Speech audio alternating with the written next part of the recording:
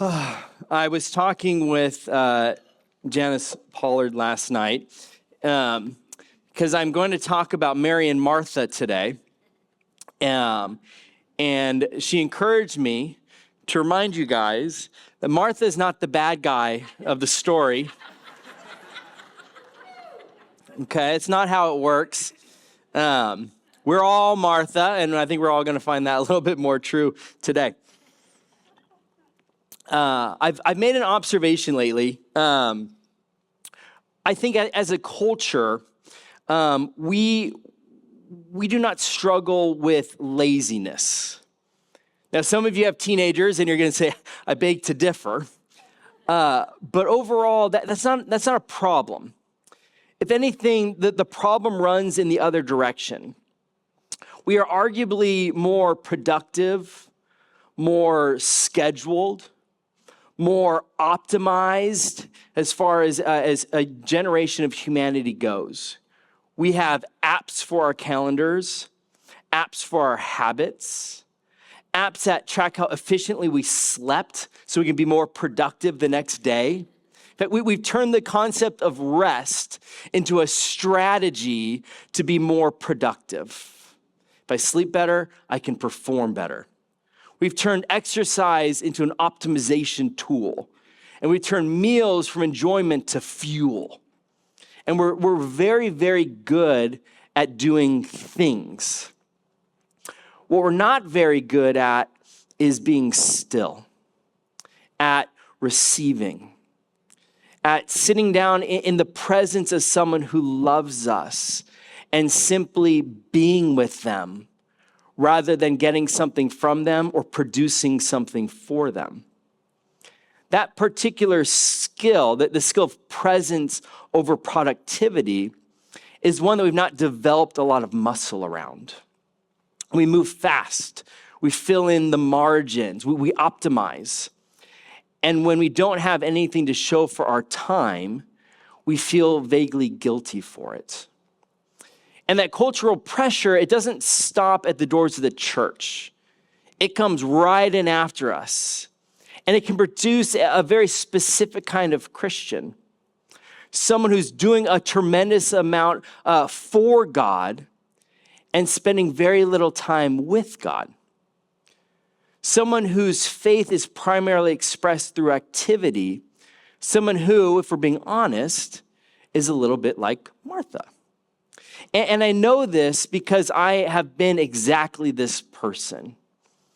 There was a stretch of several months where my morning kind of looked like this. I would get to work and I would sit at my desk with my coffee and I would open my Bible and I would get to work. I'm reading the text. I'm cross-referencing the commentaries. I'm working through the structure of the coming Sunday sermon or Wednesday night youth group. And I'm in the Word every single day. I'm engaged with Scripture just constantly. And by any visible external measure, my devotional life looked healthy. But what was not happening was prayer. What wasn't happening was quiet. What wasn't happening was the kind of unhurried sitting with God where I'm learning and engaging in relationship with Him.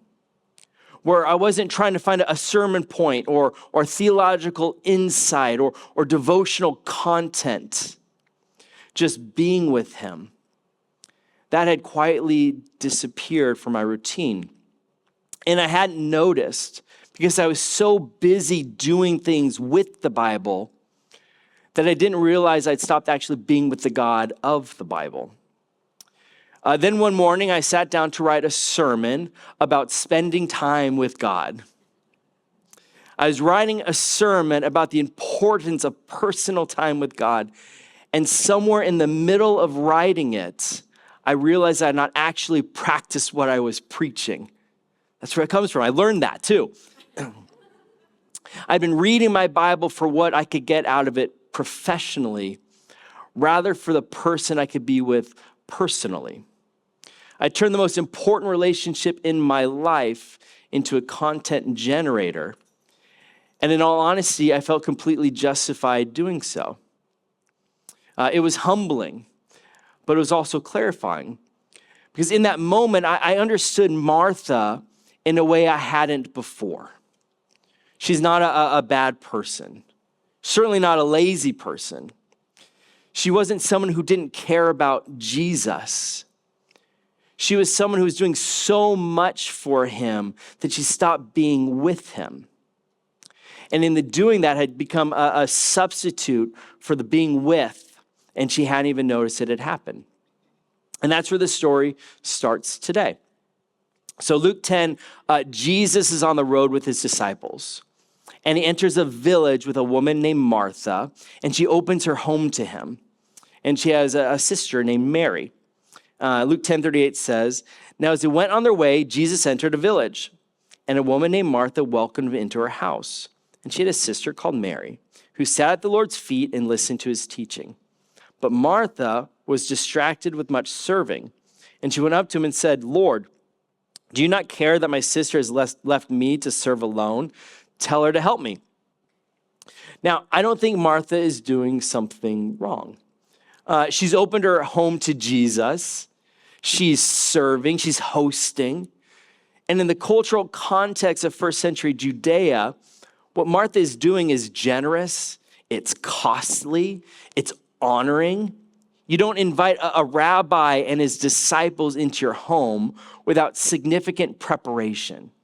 She's putting herself out there in a real way for someone that she loves. But it says she's coming apart at the seams over it. Luke's word for distracted is periospeo in the Greek. And it doesn't simply mean busy. It means to be pulled away from something, dragged in multiple directions simultaneously. It's a word for being torn. Martha is unraveling at her busyness. And then notice where the unraveling takes her. Not to a quiet moment of recalibration, not a quiet conversation with her sister, but she goes straight to Jesus. It says, "Lord, do you not care that my sister has left me to serve alone?" She's pulling Jesus into the dispute. She wants him to mediate. She wants him to look at Mary sitting at his feet doing nothing and tell her that she needs to get up and contribute. And there's something painfully recognizable about this moment. I think we've all been Martha in this moment. And Martha is doing the right things, and she's doing it for the right person, and with genuine love behind them. And she resents her sister for not doing the same. In church, some of the most worn down people in church life are the people who serve the most. Not because service is bad, service is genuinely good, but because service that has been disconnected from sitting at Jesus' feet eventually stops being sustainable and it becomes transactional. You give and give and give from a cup that you're not refilling. And at some point you look up and resentment has arrived without you knowing where it started. Martha's complaint, it's not a character flaw, it's a symptom. She's been pouring out from a cup that she hasn't stopped to fill. And the person she's complaining to is the only one who can fill it if she would just stop long enough to enjoy. Because you cannot serve from a place you haven't been. Martha is trying to give people what she hadn't stopped to receive herself. In Irvine, we are a community that's very good at doing, at producing, at showing up and contributing and adding value. And that energy comes into our faith life and it can produce a very active, very busy, very productive looking Christian that's underneath running on empty. Example, you can read your Bible every day for what you can get out of it rather than for who it points you to. You can serve on 3 teams at church and never have an unhurried conversation with God. You can tithe faithfully and pray efficiently and show up constantly and still be doing Christianity rather than being with Christ. Martha is the patron saint of doing Christianity rather than being with Christ. And Jesus' response to her was not what she was expecting.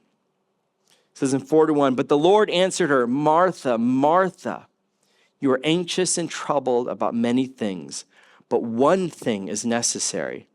Mary has chosen the good portion, which will not be taken from her. Martha, Martha. One Martha is informal. 3 Marthas is a complaining middle sister. Okay. It's the last time I get to do a Brady Bunch joke, I think. We've moved past the Brady Bunch as a society, and it's sad. But the repetition of her name in first century Jewish culture, this is not a rebuke. It's a mark of intimacy. It's tenderness. It's the way you address someone you know deeply, someone you love, someone whose situation has moved you. So Jesus is not scolding her. He's reaching for her. He sees what's happening in her, and he wants her to know that he sees her. And then he names it. He says, you are anxious and you are troubled about many things. He doesn't say you're sinning. He doesn't say you're a bad host or a bad disciple or a terrible sister. He names what is actually going on underneath the activity. You're anxious and troubled. The busyness is not the root problem. It's a symptom. Something underneath the activity is driving it, and what's driving it is anxiety. Because here's the thing, I think we often treat busyness as the problem when it's actually the presentation of the problem instead. The problem is not that Martha has too much to do. The problem is she's doing it all from a place of anxiety rather than from a place of rest at Jesus' feet. The doing has replaced the being, and the being is what would actually make the doing sustainable. He says one thing is necessary. He's not asking her to stop serving, to stop hosting, to stop caring about people practically. He says one singular thing, a prior thing that everything else is supposed to flow from. And he says Mary has chosen it. She's sitting at Jesus' feet. She is receiving before she gives. She's filling before she pours out. The good portion, Jesus says. And he says the phrase, it will not be taken from her, which is a weird phrase, but it's true because everything else can be. The meal Martha is preparing, someone will eat it and it'll be gone.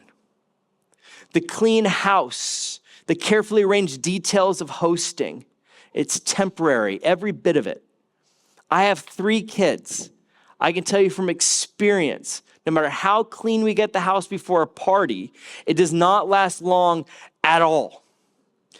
But what Mary is receiving at Jesus' feet, that is not a resource that can be consumed. It cannot be eaten up, cannot be cleaned, it can't be finished. It stays. Jesus is not saying that Martha's service doesn't matter.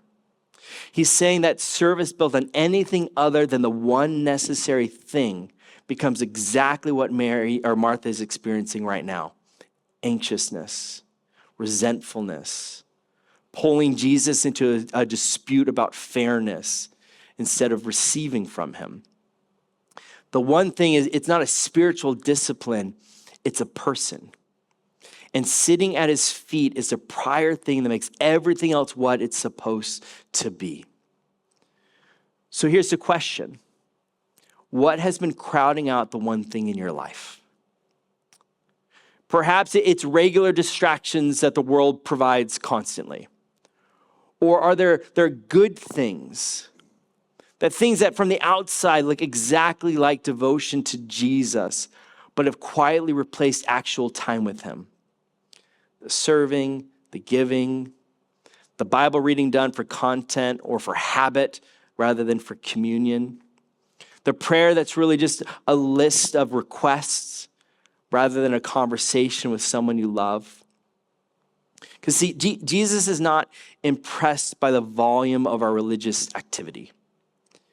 He's looking for someone who's chosen the good portion. The one who's decided that receiving from him is the prior thing, not the only thing, but the thing that has to come first. But Martha's story doesn't end here. We jump forward to Luke 10, from Luke 10 rather to John 11, and it picks up again in a very different setting. Lazarus, Martha and Mary's brother, is sick. And they send word to Jesus. And it says Jesus stays where he is for 2 more days after hearing the news. It's not indifferent. John is clear. He says that Martha and Lazarus and Mary were loved by him. He says he loved them and he stayed for 2 more days. But by the time Jesus arrives, Lazarus has been dead in the tomb for 4 days. And in first century Jewish culture, 4 days is significant. There was a common belief that the soul lingered around for 3 days. And after the 4th day, it was generally, finally, irreversibly over. And Martha knows this. The mourners who gathered know this. The window has closed. It says in verse 20, so when Martha heard that Jesus was coming, she went and met him. But Mary remained seated in the house. Martha said to Jesus, Lord, if you had been here, my brother would not have died. Whew. So Martha goes out to meet him. She's still the one who moves. She's still the one who doesn't wait. That hasn't changed. And what she says to him is recognizable. In Luke 10, she said, Lord, do you not care? In John 11, she says, Lord, if you had been here. There's the same structure under both sentences. You could have done something. You didn't. Why? And she's right. He could have. He got the message in time, and he chose to stay. And now her brother's been dead for 4 days. And I think John 11, it's a very honest sentence from a person of faith.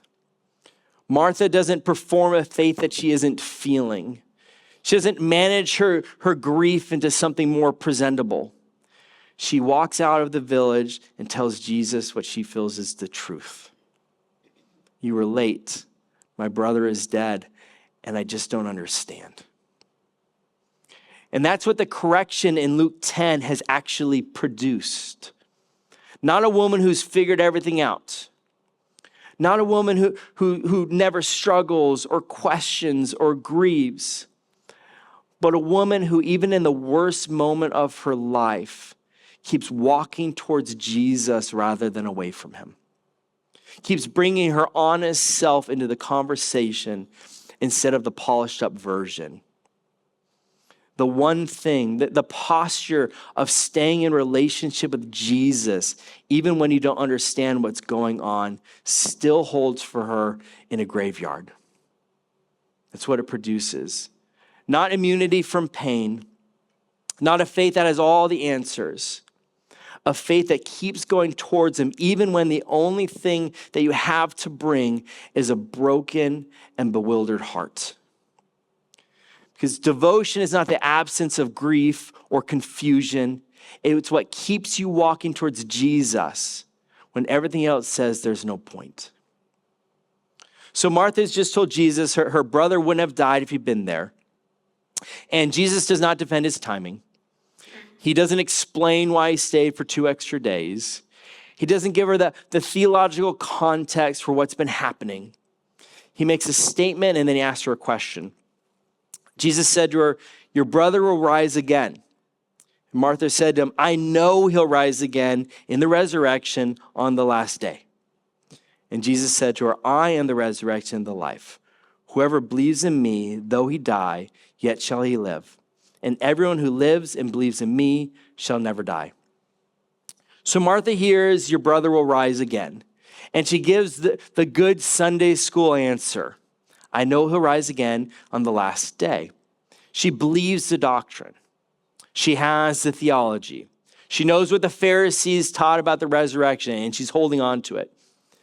And then Jesus gently helps her understand the truth. He doesn't say, yes, that's correct. There will be a resurrection on the last day. He says, I am the resurrection and the life. Not I'm going to bring the resurrection.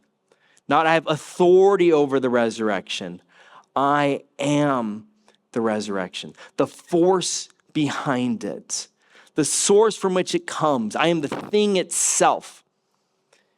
He's telling you that the abstract theological category she's talking about is not an event in the future. It's the person standing in front of her right now.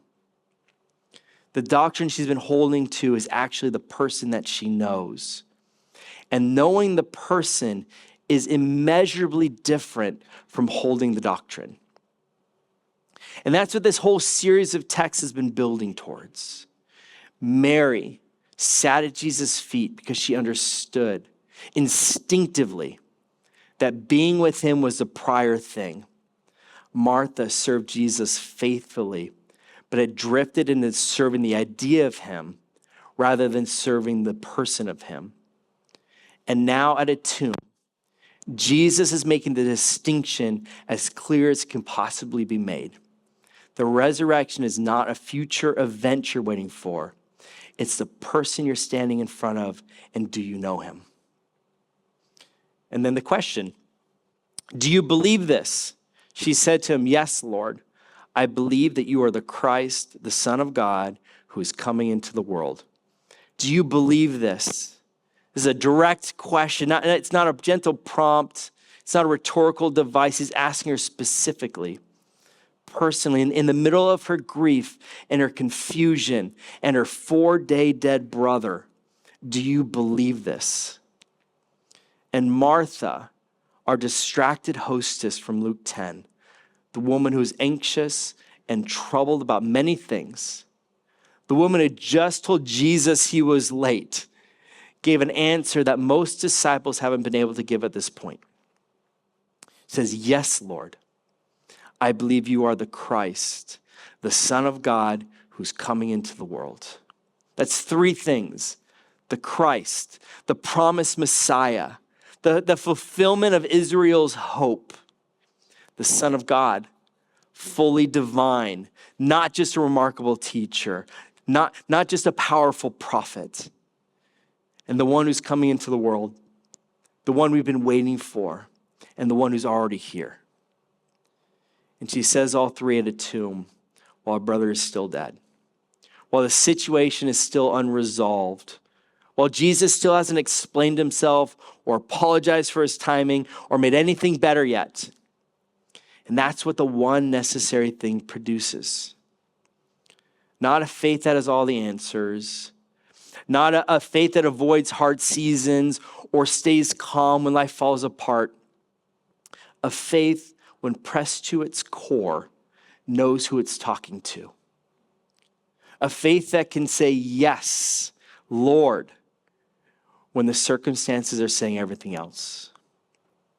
The woman who's corrected in Luke 10, who received that correction and kept walking towards Jesus instead of away from him, who ran out of the village in her grief rather than hiding from him in her house, has become the person who's able to give one of the clearest statements of who Jesus is. Because the correction was not the end of Martha's story, it was just the beginning. Some of us have ended up in a season where the doctrine is holding, but the person feels distance. You know the right answers, you believe the right things, you could pass the theology exam, but the relationship, the actual personal, unhurried knowing of Jesus has gotten thin. And when Jesus asks you, do you believe this? It's hard to tell if you're answering from a creed or from a relationship.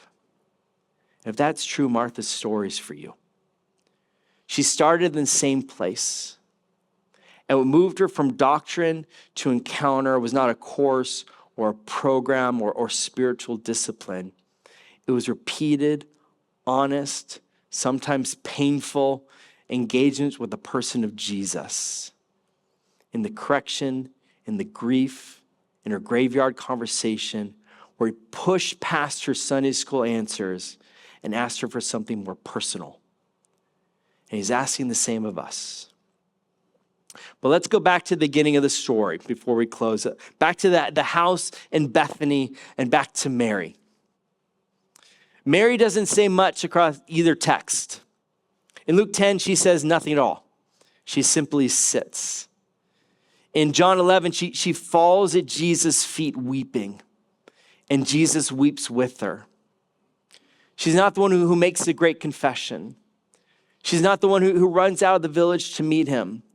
She's the one who stays and sits and receives. And it's Mary's posture, not her words, not her knowledge, not her activity, that Jesus holds as the model. Says she's chosen the good portion. And the word chosen matters. It implies intention and a decision, not just a temperament. Mary was not simply the quieter sister, the one who happened to be less naturally inclined towards hospitality. She made a different decision than Martha about what was most necessary. In the same house, same guests, same demands on her time, and she chose to sit down. She decided that receiving from Jesus was the prior thing. And Jesus says it will not be taken away from her. Again, everything else in the house can be taken. The meal will be eaten, the conversation would end, the visit would conclude, and Jesus would leave, and the ordinary life would come back. But Mary received at his feet the word, the presence, the knowing who he was. She stayed in it. And that is not a resource that can be depleted. For her, it was a foundation being laid.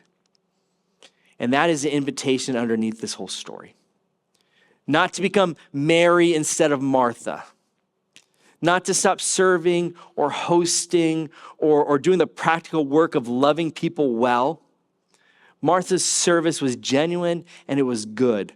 The world needs more Marthas. Our church needs more Marthas. But we need Marthas who have first been Marys. We need people whose service flows from fullness rather than depleting towards emptiness. People who have made the one thing the prior thing so that all other things can be more than they were before. The one necessary thing, it's not a spiritual discipline, though discipline helps you get there. It's not a quiet time routine, though routine creates a space for it. The one necessary thing is a person. Jesus, in his words, in his presence, in the ongoing relationship of a life that just keeps choosing to sit at his feet before it goes out to serve with his hands. Because you cannot give from a place you haven't been. So we go there first, and everything else will follow. So let's close with the thing that makes the one necessary thing possible in the first place. Because the invitation to sit at Jesus' feet is only an invitation worth taking if Jesus is actually there. If the resurrection is actually a person. If the one who said, I am the resurrection and the life is telling the truth. And the answer to that question, it's what Easter's about. It's what the empty tomb is about. It's what the whole arc of the New Testament is pointing toward. Martha made her confession at a tomb. I believe that you're Christ, the Son of God, who's coming into the world. And then Jesus proved it.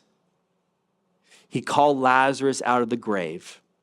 And then just days later, he went to the grave of his own and he came out again. The resurrection is not a doctrine. It's an event that happened in a garden outside of Jerusalem on that third day. And the person who walked out of that tomb is the same person who said to Martha, I am the resurrection and the life. The same person who wept at Lazarus' grave because he loved him. The same person who said to a distracted, anxious, resentful woman in her kitchen, Martha, Martha, I am the one thing that is necessary. It's not a concept you can organize religious activity around. He's not a set of teachings you can extract and apply without knowing the teacher. He's a person, and he's alive, and he's present, and he's still saying to anyone who's too busy serving him to sit with them, he's the one necessary thing. And Mary chose it, and it was not taken from her. The question Jesus asked Martha at the tomb is the question he's asking every person in this room today. Not do you know the doctrine, not do you have the right theology, not are you serving faithfully and giving consistently and showing up reliably, but do you believe this and do you know me? And the invitation behind that question is the same invitation that Mary accepted in Luke 10. Sit down, stop producing, stop performing, and stop serving long enough to receive from me. And everything else will be better for it. Your serving will be better for it. Your giving will be better for it. Your family will be better for it. Your capacity to work and walk towards Jesus in the graveyard will be better for it. All of it will be built in your ordinary mornings when you choose the one thing before you choose everything else. Elizabeth waited for him for decades, and he showed up. The Canaanite woman pressed toward him through 3 no's, and he called her faith great. Martha walked toward him with her grief and her complaint and her honest confusion. And he met her at the tomb and asked her a question she was finally ready to answer. He's worth sitting at the feet of. He's worth the one thing. He's worth everything else coming second. Let me pray. Father, I want to pray for everyone in this room. Everyone has been doing a lot for you and not spending much time with you. The ones whose devotional life has quietly become a transaction. Reading the Bible for what we can get out of it, praying through a list, and serving from a cup that hasn't been filled in a while. Not because they don't love you, but because they've been so busy doing things for you that the being with you has gotten thin. Father, meet them today the way you met Martha. Not with rebuke, but tenderness. Father, call them by their names. Tell them that one thing is necessary and help them to choose it. Not just today, but in the ordinary rhythm of every week, every morning, every season that comes after this one. And Father, for the people that are at the tomb right now, who are in the middle of the hardest season they've been in, who's been honest enough to tell you that you were late, who's showing up anyway with a broken and bewildered heart, Father, meet them there. Ask them the question. Give them what you gave Martha. The presence of the one who's the resurrection and the life, standing in the middle of what they're most afraid of. Because, Father, you're worth sitting at the feet of. So, Father, help us to choose the one thing. Amen.